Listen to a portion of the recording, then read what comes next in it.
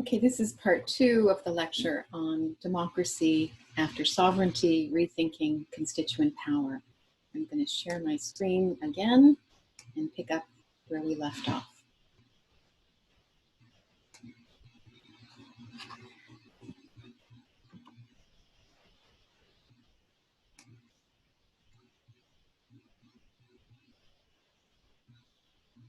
So I was just saying that one of the assumptions in all of the models, all of the solutions to the boundary problem is that there's a congruence between the boundaries of the demos and the boundaries of Kratos. Now, let me now turn to the theme of popular sovereignty. So these reflections on the boundary problem help to clarify the reasons for the durable appeal of the idea of popular sovereignty, which is still the dominant account of the concept of democratic agency as collective autonomy. Indeed, the recent surge of populist nationalism is often advanced in the name of popular sovereignty and framed as a reaction against the loss of democratic collective agency in the age of globalization.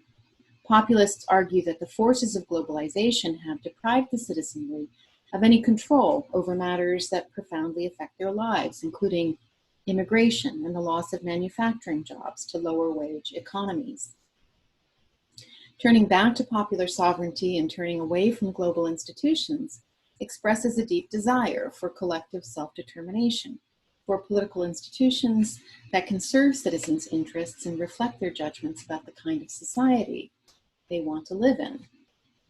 Of course, there are deep difficulties with the populist mode of reclaiming popular sovereignty as the true meaning of democratic agency. The most normatively compelling of which is that populist nationalists rely on a narrow and exclusionary account of who the real people or the true demos is. Populism of this variety is therefore incompatible with any notion of democracy that prizes inclusive diversity and pluralism as constitutive of the meaning of equality. It's particularly dangerous when it's combined with robust interpretations of sovereignty as the absolute authority of the governing will, its arbitrary power to rule legibus solutus without the constraint of law, independent normative principles, or even standards of rationality. That's a theme I'll return to in my discussion of Schmitt. The second key problem, as I suggested already, is that although the desire to reclaim public institutions in the name of the people may at some level be salutary for democracy, as it stakes a claim for popular power, for agency over common fates, yet it's still not possible to simply will or wish away the forces that have been unleashed by globalization and that have inescapable cross-border effects: global pandemics, global financial crises, and climate change.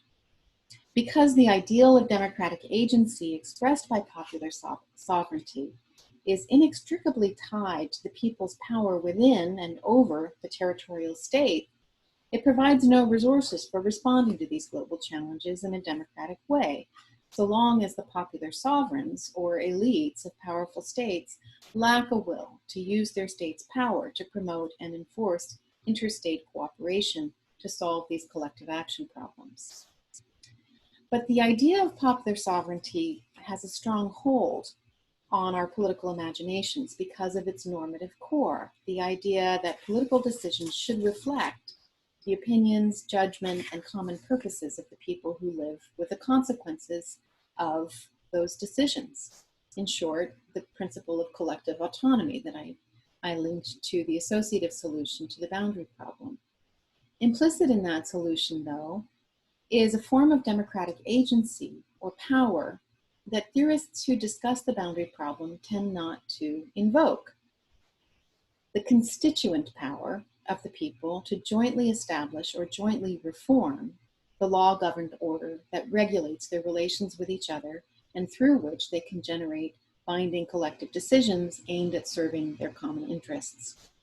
Many political theorists link the concept of popular sovereignty to that of constituent power, even to the point where they're treated as synonymous terms.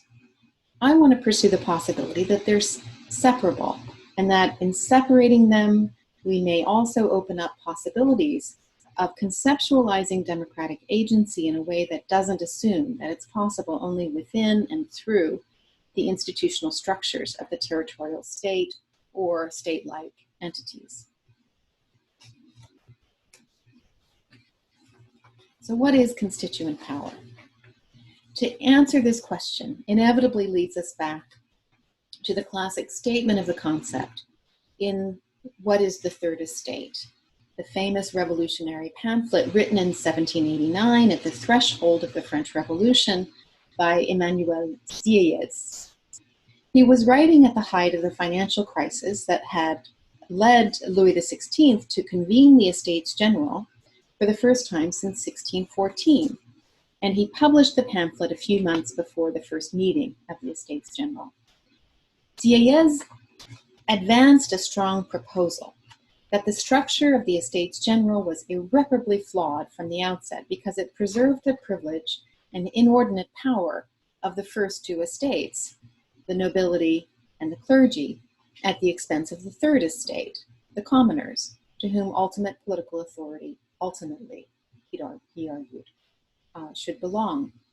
So he opens the text with these three famous state questions to which he provides summary answers. What is the third estate? Everything. What until now has it been in the existing political order? Nothing. What does it want to be? Something. Briefly, Sieyès' core argument was that France in 1789 lacked a proper constitution and that it was essential to provide it with one. But who had the rightful authority? I shouldn't have gone on to that slide yet. To establish a constitution. Not the king, whose mismanagement had produced the constitutional and fiscal crisis. Not the nobility or the clergy, whose interests were inimical to the common interests of the main body of the people, but the third estate itself, reimagined as the French nation. If we lack a constitution, said Sieyès, then a constitution must be made, and the nation alone has the right to do so. But here arises the core paradox of constituent power. If the nation, or the people, is to make the constitution for itself, it needs procedural and institutional devices by which to do so. And if it lacks a constitution, then it lacks those devices. It's a classic chicken and egg problem, nicely summed up by Martin Laughlin, who rightly notes, one of the leading scholars on constituent power, who rightly notes that the paradox was well articulated first by Rousseau. How can a multitude of strangers meet, deliberate, and rationally agree to a constitution for the common good? For this to happen, Rousseau explains, the effect would have to become the cause, in that humans would have to be beforehand what they can only become as a consequence of the foundational pact.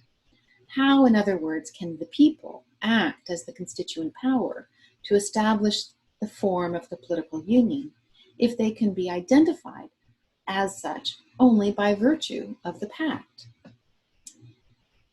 Sieyès' answer to this puzzle begins by distinguishing two forms of power. Pouvoir constitué, or constituted power to make binding decisions through established institutions and constrained by agreed upon norms and principles, and pouvoir constituant, constituent power, the power to establish these institutions and norms and procedures. A constitution, he writes, is not the work of a constituted power, but a constituent power. The exercise of this constituent power cannot be regulated by any order of positive law, since it's prior to the production of positive law. It's the source and authority for positive law. Its bearer, the nation, he says in a famous passage, exists prior to everything. It is the origin of everything. Its will is always legal. It is the law itself. Prior to the nation and above the nation, there is only natural law. How can the nation exercise this constituent power? Sieyès' answer was through representation. Sieyès account of representation as the solution to the problem of constituent power is rooted in his larger account of the social system, as he called it, of a commercial society, an account which drew heavily on Adam Smith and other political economists of his day. What Sieyès added to Smith's account of the division of labor as the root of economic prosperity was the view that the division of labor itself entails representation. Individuals free themselves from having to perform all the activities necessary for a decent life by engaging others to carry out actions on their behalf.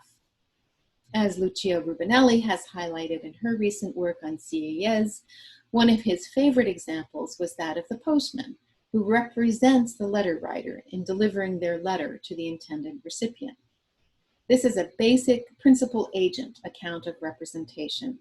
As Hannah Pitkin put it in her classic work, The Concept of Representation, the representative acts for is the agent of the represented, the principal. This is one of the most important of the models of representation she develops in that text. But it's a kind of standard idea of representation as a principal-agent relationship. Now, as Sieyès sets out in chapter 5 of What is the Third Estate, the people, as the nation, have not only the unbound authority, but also, in principle, the capacity to determine the constitutional order, the positive constitutional order under which they shall live. He sets out a three-stage sequence by which this could come about.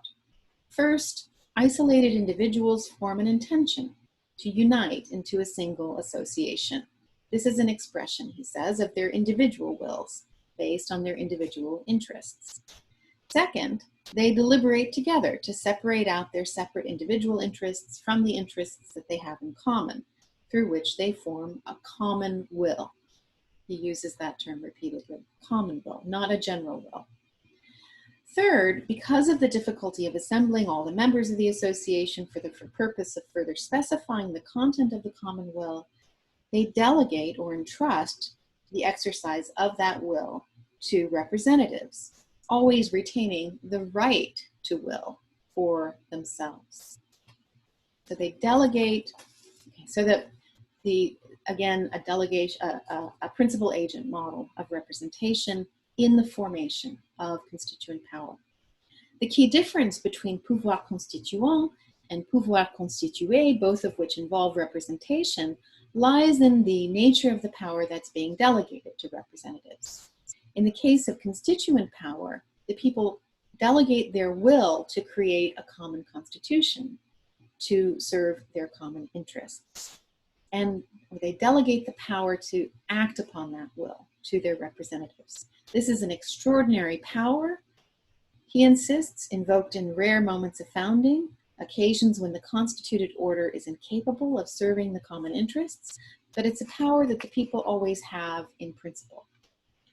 It's exercised by extraordinary representatives in a constituent assembly whose sole task is to create a constitution. To keep them from abusing this extraordinary power in the constitutional design, he argues that they should be temporarily barred from serving as ordinary representatives in the roles established by the new constitution that they've written. This is a very simplified account, but hopefully we'll get the ball rolling here. Now, underlying Sieyès' account of the role of representation in the formation and exercise of constituent power is the idea, ultimately traceable to Hobbes, that the political order is an artifice, as I suggested earlier, of human creation that should be designed on the basis of rational and scientific principles. To craft political institutions was to practice, Sieyès said, the social art, which he likens throughout the text to architectural design, and which should be rooted in an understanding of the complex social system that it is meant to house. It will never be possible to understand the social mechanism, he writes, without first deciding to analyze society, as if it is like an ordinary machine, taking each part in turn and joining them together in one's mind to see how they fit together one by one to produce the resultant general harmony. Now, a key challenge of institutional design, he thought, was to create the conditions in which the common interest, as contrasted with the particular individual interests and with factional or group interests, would prevail. The right to be represented, he argued, was a right citizens possessed, here I am quoting, only in respect to what they have in common, and not to what serves to differentiate them, end quote. It was crucial to design legislative assemblies so as to constrain representatives to represent only citizens' common interests. He was especially concerned to exclude the possibility that factions could gain influence in the assembly, a common concern. We see it, of course, in Rousseau and also in James Madison. The danger of faction for Sieyès was twofold. First, following Rousseau, he was concerned about the problem of corruption, the propensity of a powerful faction to corrupt the assembly by using the power of the whole to govern in its partial interests. This concern is evident in Sieyès' insistence that the unjustifiable privileges of the first two orders should not be preserved through their separate representation in the Estates General, which should be replaced with a unitary National Assembly elected from the ranks of the Third Estate. But Sieyès was also critical of federalism, bicameralism, or any other institutional design that would provide representation for particular regional or sectoral interests.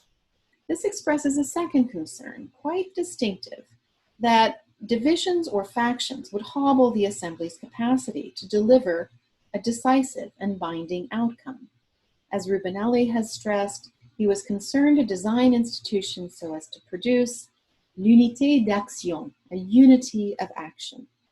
I stress this point because it makes sense of an otherwise curious remark that he makes in discussing the formation and exercise of constituent power, that although the individuals are capable of deliberating to agreement about common ends and forming a common will, it's difficult over time to maintain the unity of this will, and the device of representation enables them to delegate responsibility for crafting a common will to a smaller number of delegates. The common will from which the elected assembly acts, he says, is no longer a real common will, but a representative common will, which does not reflect the entirety of the will as the people would express it if they were to gather and deliberate on their own behalf. In other words, the common will as articulated and acted upon by the representative assembly can't claim to be the complete and authentic expression of the national will.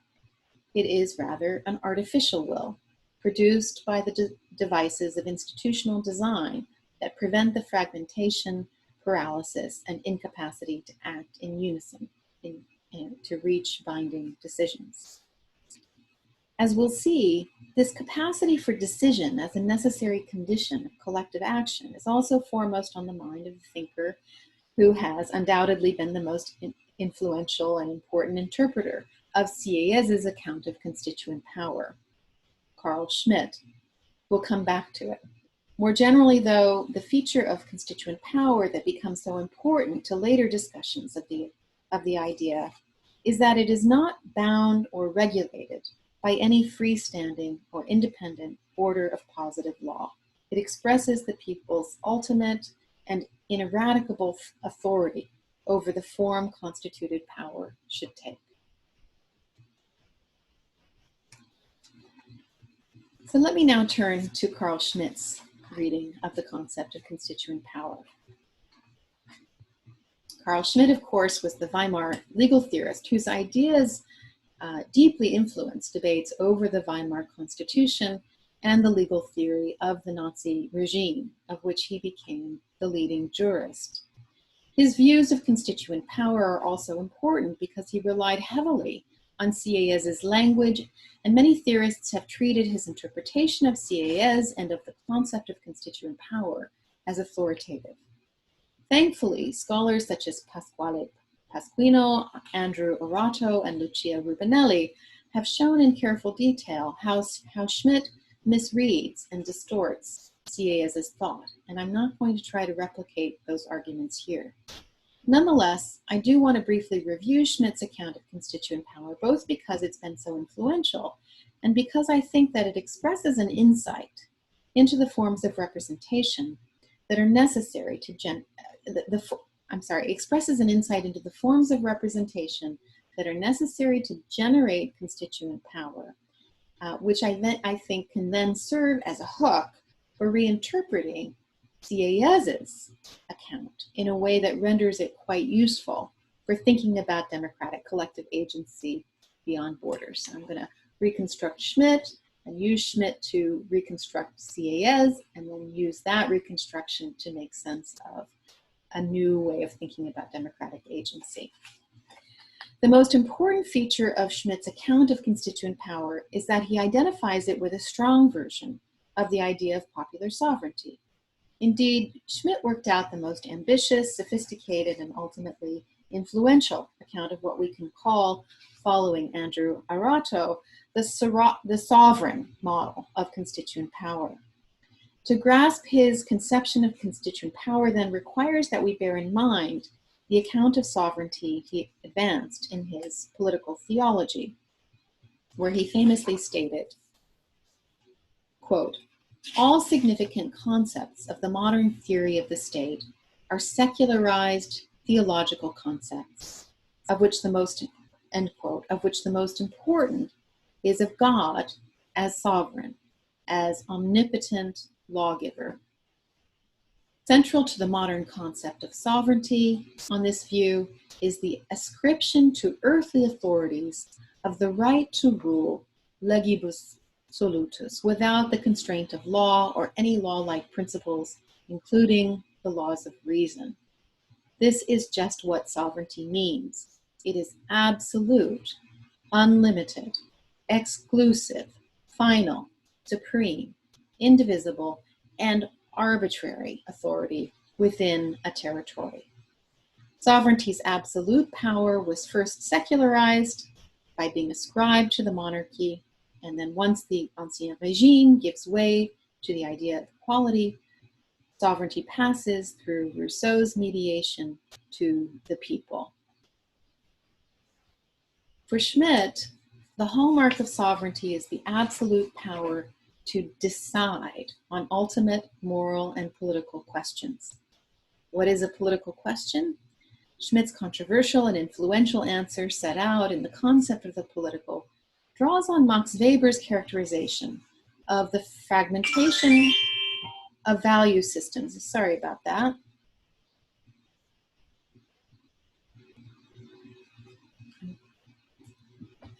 The fragmentation of value systems under conditions of modernity, the battle of gods and demons, as Weber puts it, of conflicting ultimate ends of which there is no rational solution. A political decision is an irreducible choice among conflicting values. The core of politics is the battle among these values. Hence, the core of the political is the distinction between friends, this is Schmidt's view, those who affirm the same choice of ultimate values, and enemies, those who affirm or represent its opposite. The power of decision becomes a problem when sovereignty is transferred from the unitary figure of the monarch as a personal sovereign to the will of the people, taken as an organic unity, which does not have the capacity to decide, particularly under the modern conditions of mass society that Schmidt thought were inescapable. In The Crisis of Parliamentary Democracy, he writes, quote, "The various nations or social and economic groups who organize themselves democratically have the same subject, the people, only in the abstract. In concreto, the masses are sociologically and psychologically heterogeneous. What remains then of democracy? It belongs to the essence of democracy that every and all decisions which are taken are only valid for those who themselves decide," end quote. Parliamentary democracy in the Weimar Constitution in particular, and liberalism in general, was irreparably flawed because it institutionalized value pluralism and hence could only produce a hopelessly fragmented polity. When parliamentary government does overcome these limitations, Schmidt claimed, it's only through unprincipled bargains negotiated in backroom meetings, which cannot stand the light of day and could never be presented to the citizenry for approval or disapproval. Parliamentary decisions could never meet, then, the test of democratic legitimacy.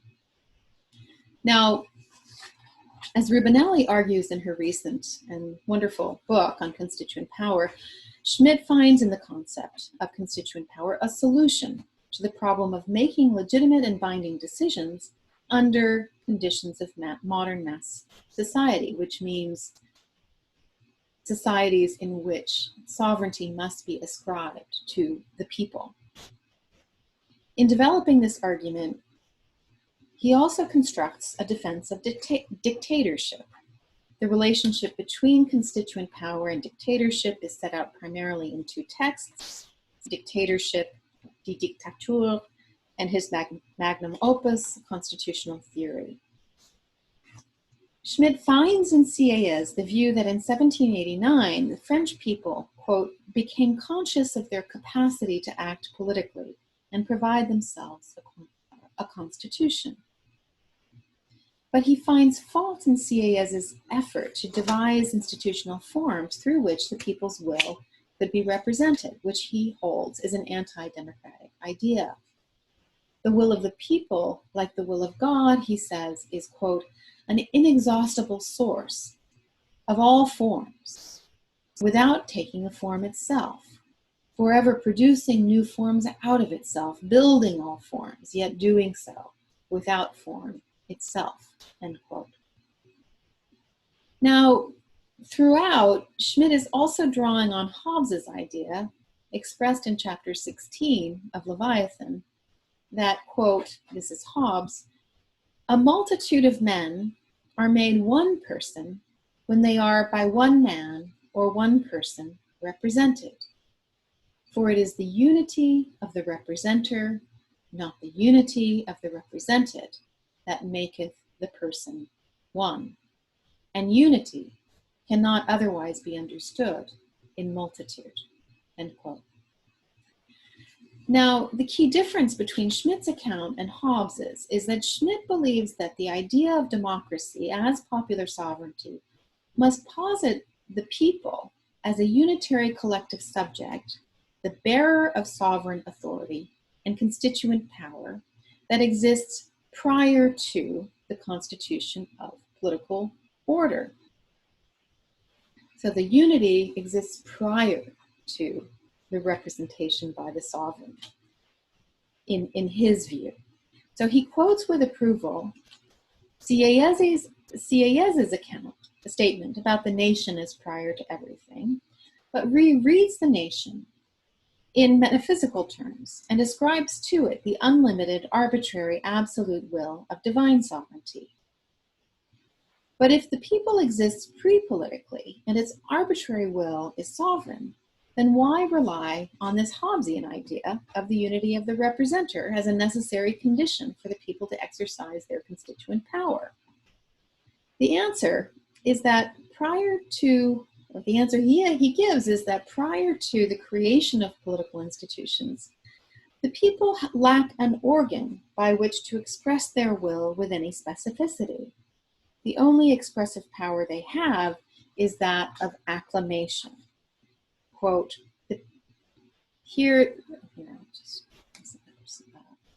quote, the people can always say yes or no, consent or reject, and their yes or no becomes all the more simple and elementary, the more it's a matter of fundamental decision on their own existence in its entirety.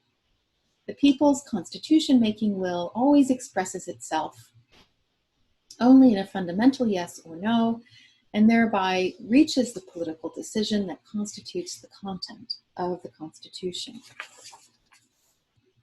Now, in Dictatorship, Die Diktatur, Schmidt builds on Sieyès' distinction between the extraordinary representatives in a constituent assembly who bear the people's constituent power to establish a constitution for themselves, and the ordinary representatives who craft ordinary legislation within the constitutional norms.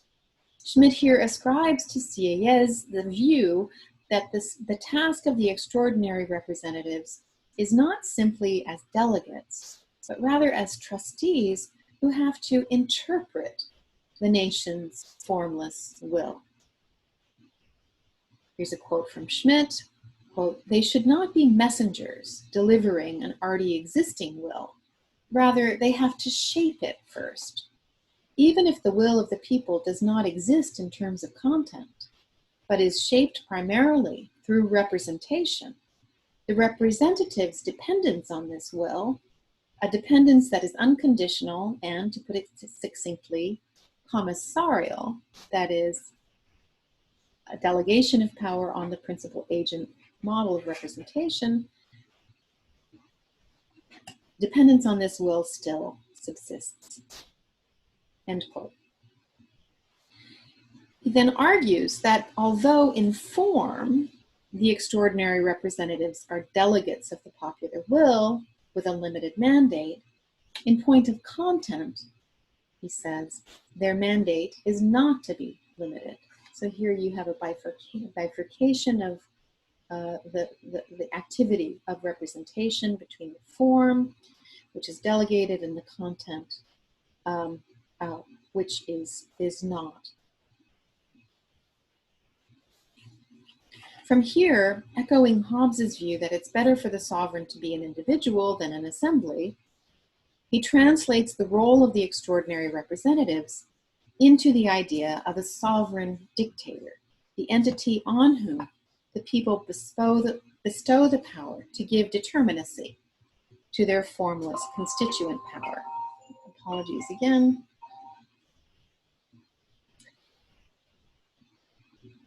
So let me just say that again.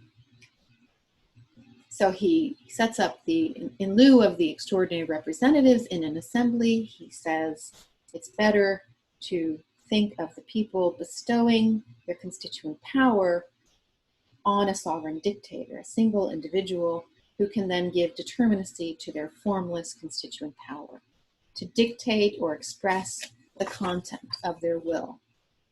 In other words, Schmidt highlights the active role of the extraordinary representative of the people's constituent power, now reread as sovereign dictator, in giving shape and content to the formless will of the unorganized multitude.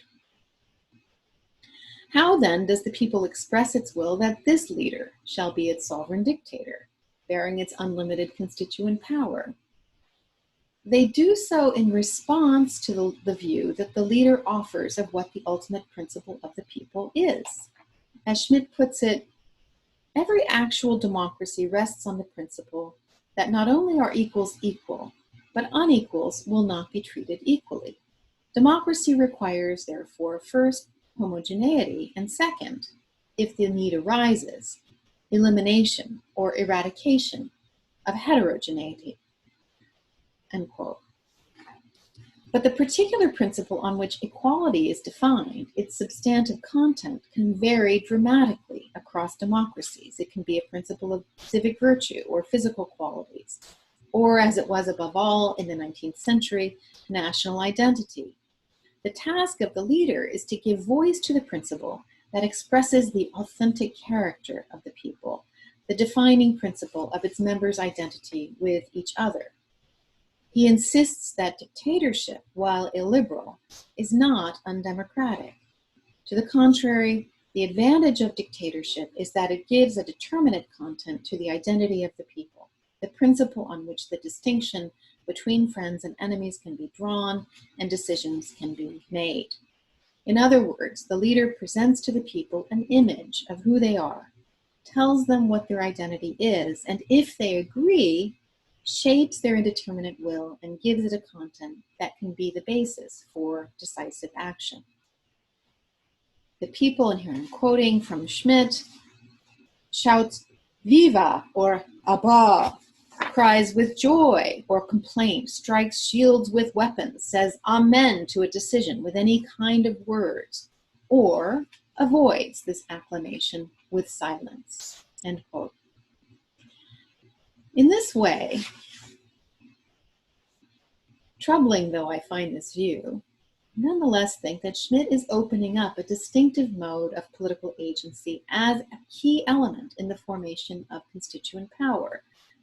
The ability of the potential leader, potential extraordinary representative, to present to the people an image of who they are.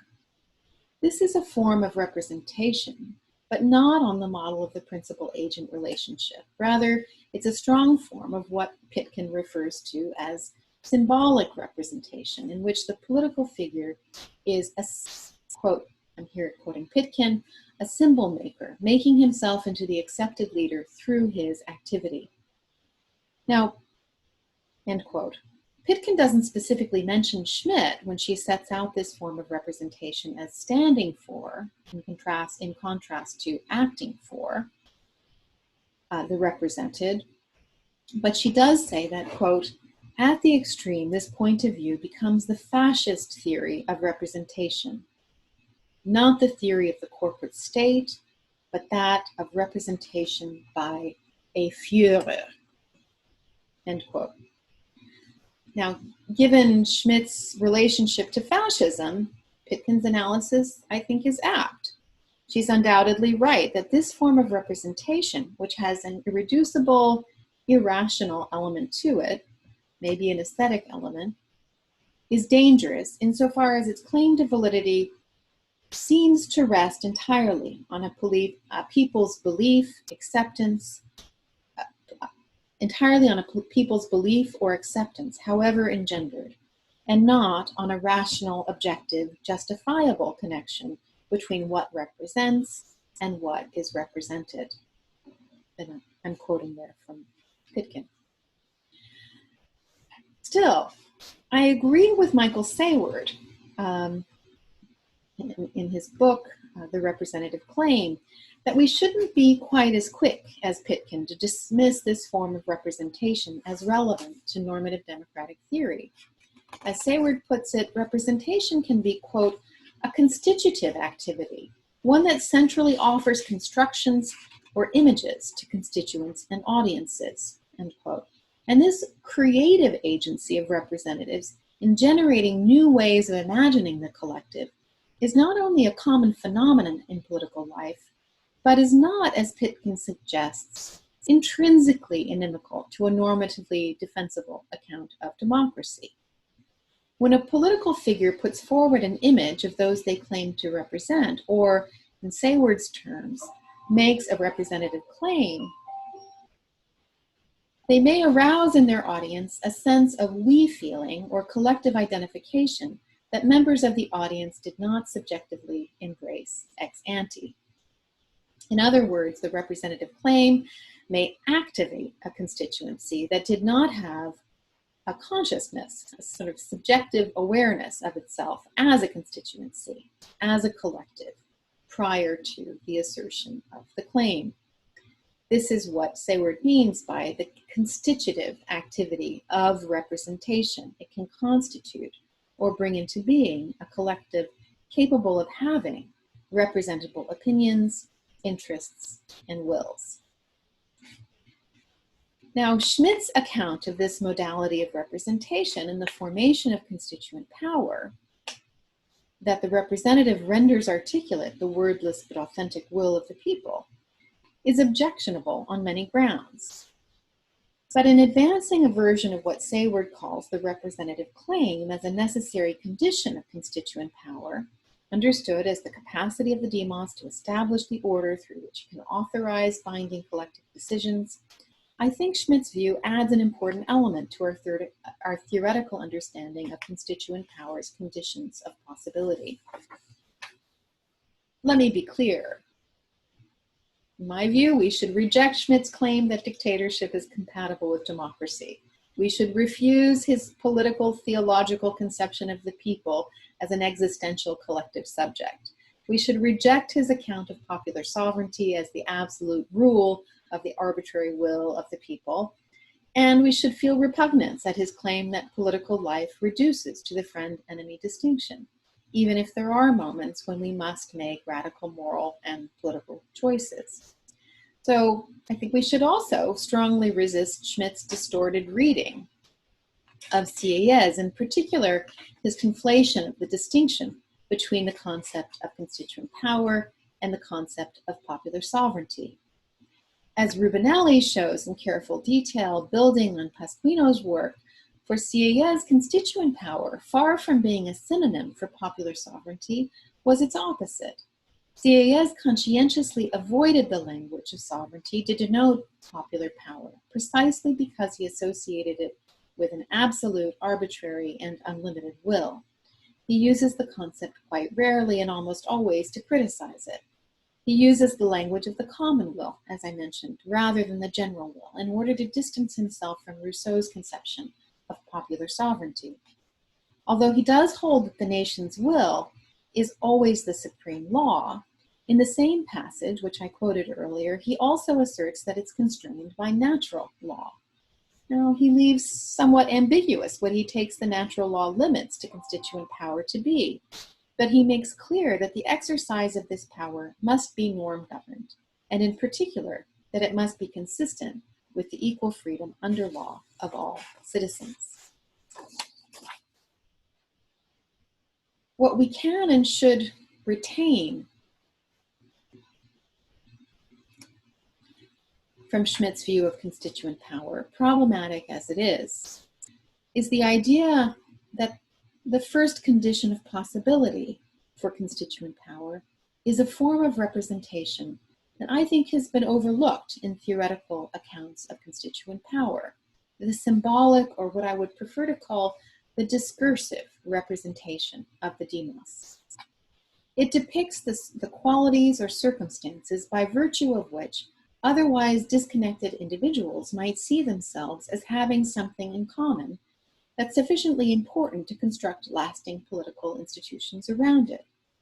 To borrow Benedict Anderson's famous term, it expresses the character and the boundaries of an imagined community shared by individuals who may be strangers to one another, but who have reason to create political structures that enable them to make binding collective decisions to serve the interests that they have in common. Or to borrow Rogers Smith's terminology, the discursive representation of the demos and its boundaries tells a story of peoplehood, what Smith calls an ethically constitutive story, that may indeed be the condition of possibility for democratic collective action. A we narrative, story about who we are, that orients individuals in relation to one another and provides an action-enabling frame through which they can formulate common problems and devise collective projects for addressing them. So now I'm going to pause again because I'm concerned about the size of this video file, so I'll resume with the final part of the lecture in a moment.